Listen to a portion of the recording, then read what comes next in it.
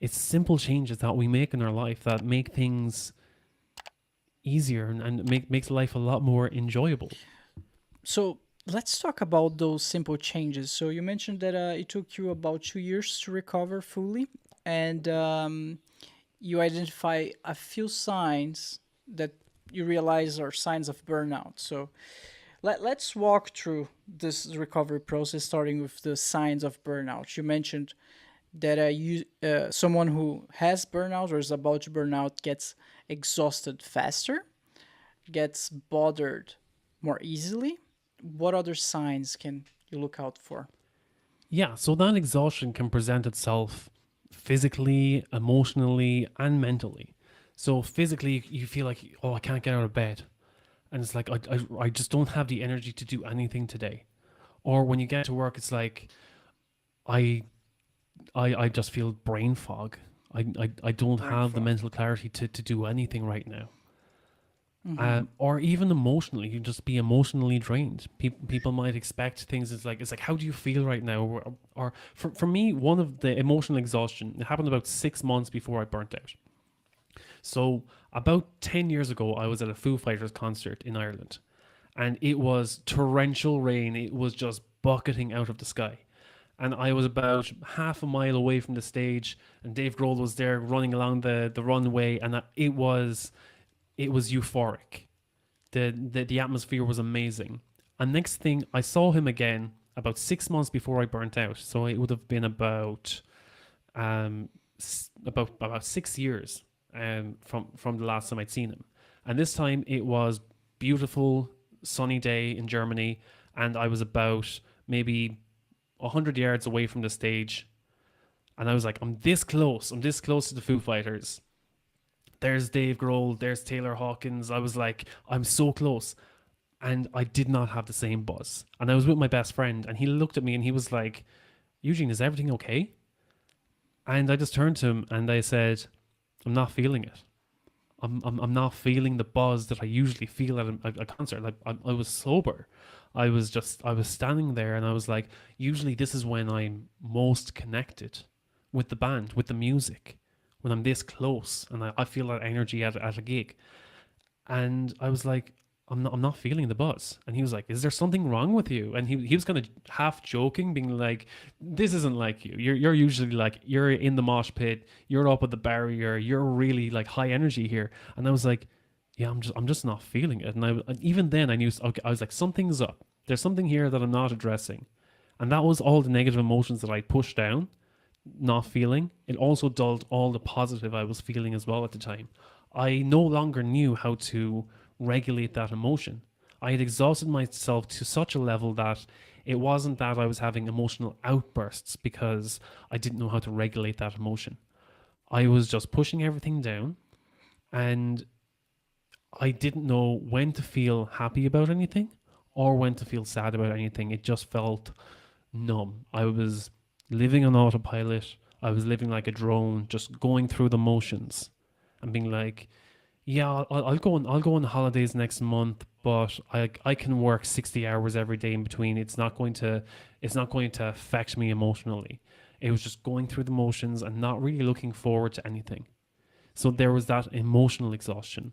The next thing you mentioned was the cynicism, or the kind of the disconnecting from people. It's the depersonalization. So we had the exhaustion. It can be physical, mental, and emotional. The next is depersonalization. So that can affect not only you and your work colleagues if you're so cynical and complaining about everything around you, so just negative, that you're like, oh, nothing is going my way. Oh, the this team meeting is taking too long. Oh, this project is being dragged out, and you have all this cynicism and negativity towards everyone around you, but you're not actually offering any constructive solution. Everything is negative, and you're like, oh, you're the Debbie Downer, or you're the negative Nancy in the room, and that just brings everyone else down. They're like, well, that's really having an effect on the team morale here. No one wants to be around you because all you do is complain and moan all the time, and it leads to a sense of detachment from the work that you do also, because you're not going to you're not going to take responsibility for anything. You're just going to be like, well, if this fails, it fails. One thing that I did this with an interview recently. Someone told me that their burnout experience was, it was like spinning plates. So you know the circus and they're spinning all Yeah. the plates on the sticks, and they said that they were spinning like 40 plates at once, and they're going around and they're trying to spin the plates that are wobbling so that they can get them up again, and running around the stage and trying to get all the wobbling plates to spin again. And they said that's what they felt like they were doing. And if they were told, oh, why don't you just spin less plates, they were like, no, I have to keep all of these going at the same time. That's the only way I know how to operate. When you get to a place of cynicism and detachment, you have gotten so far that you don't care if you break a few plates. You're like, oh, if that breaks, then I don't care. I'm just going to keep on spinning these ones here close to me. But if something gets damaged in the process, I've gone past the point of caring. And even at that point, when you say that you're detached from it, you still feel like you're losing a sense of your worth. There's still a reduced sense of your personal accomplishment. That you feel that no matter what I do, those plates are going to break. I don't care anymore. I just know that back when I had the energy, I wouldn't have let that happen. So you're still talking negatively to yourself. You're no longer feeling as accomplished or as successful as you used to. And you don't know how to get out of that cycle. You're like, well, I don't have the energy anymore. I'm too exhausted to try and find a solution. I've detached myself from any sense of responsibility that I should be the one to change it. Everything is happening to me and I can do nothing about it. And that's when you know you've gotten to a place where you feel so useless and worthless. And it happens a lot more to men because they don't have the connections or the support or the network to say, like, you know what, I'm having a really tough time here and I feel overwhelmed and overloaded and I don't know how to get myself out of this hole. Not many men have the courage to speak up and be that vulnerable with others. And that's where you find people where they bottle down all that emotion or bottle down all those fears, and they either act out with an emotional outburst or they check out. They just give up. Isn't And that's where we find ourselves. isn't there a Burnouters Anonymous, something like that? I'm sure that would be very helpful to a lot of people. Yeah, there's like Workaholics Anonymous is one of the main ones that I've come across, where you find people and they literally just like work themselves into burnout. Okay. The problem with burnout is that the taboo we have around talking about our mental health, the stigma around our mental health, no one is talking about it. And no one is going to approach their manager and say, like, yeah, I really need to seek help for burnout. They're not even telling their families. They're not telling their friends. They're probably not going to admit it to themselves. And it's very hard for people to say, like, you know what, I'm feeling pretty burnt out. I've had people reach out and say, I'm having I'm having a burnout, but and I was like, yes, let's talk about it. And they're like, oh no, I don't really want to talk about it because it's probably nothing. And like, if you've gotten to a place where you think it's burnout, it probably is burnout. Or you're recognizing the early signs. Great, let's do something before it gets worse. But a lot of people just brush it off because they feel, oh, if I bring it into my awareness, then it becomes real. And then I'm going to be stuck. If you bring it into your awareness, it's like, great, now we can do something about it. Now we can start making the changes so that you can either prevent it from getting worse, or if you've already hit a rock bottom, that we can start making changes for a more positive change in your life so you can start living again. Let's talk about the changes. What changes can someone do to avoid, prevent, or recover from burnout? So, talking, one of them. Yeah, Okay. if you have a support network, if you can reach out and engage with others, be it your friends, be it your colleagues at work who may probably are experiencing the same thing. Reach out to your family, reach out to your spouse, or seek professional help.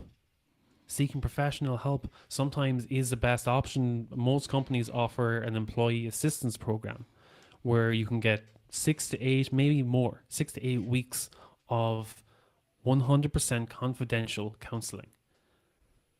And for some people, it's just being able to reach out to a third party and be like, this is what I'm going through. They're coming from a place of zero judgment, compassion towards them, and it's just having that neutral party who can see, okay, I can see where you're coming from, and yes, I can see why you might feel that way. Have you considered this? Have you considered how it might make this person feel? And you get to a level where you start thinking differently. You get out of your own head.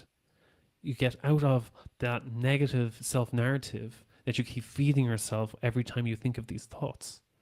So yes, seeking support and having that conversation. Once you say these feelings out loud for the first time, it can be very raw and uncomfortable at first. But once you say it out loud, you're like, yeah, I really don't feel well. As soon as you say that, it's like, okay, it's more tangible now. I've said it out loud. It's no longer growing out of proportion inside of my head. It feels a lot more easier to manage. Okay, now that I've said it out loud, it's like, what can I do about that? And if you're in a state of emotional and mental exhaustion, you're probably too brain fogged to try and come up with a change. But if you're talking to a professional or someone who's been through this before, then they can probably say like, hey, you know what? This is what helped me. Maybe we can try this out. Or even reaching out to your loved ones. If you've been completely detached from them for so long, and you just say, you know what, I'm really feeling the pressure right now. I feel really down. I'm so burnt out at work, and I need support. 9 times out of 10, they're going to be there to support you. If they're not there to support you, then they're not good friends or family to have around. They're not good to have in your environment if they're not there to support you. Maybe it's from a place of misunderstanding because, and this is the caveat. Sometimes when you reach out to people and they say, "Oh, I don't want to talk about that right now," it's not because they're coming from a place where they don't care about you. It might be bringing up uncomfortable feelings for them also, and they're not ready to address that just yet. So maybe you reach out to loved ones and they deflect or get defensive. Then it's time to say, okay, maybe they were the wrong person for me to reach out to. Maybe it's time I should contact a mental health professional first. But 9 times out of 10, if you reach out to a loved one and say that, you know, I'm having a really tough time right now and maybe I need space, or I need support right now, or I need help but I don't know where to get it from, 9 times out of 10 they're going to offer you that help. Or at least say, hey, let's Google the different counselors in the area or different coaches. Let's look at possible solutions that we can get started on right now so you can get on that road to recovery.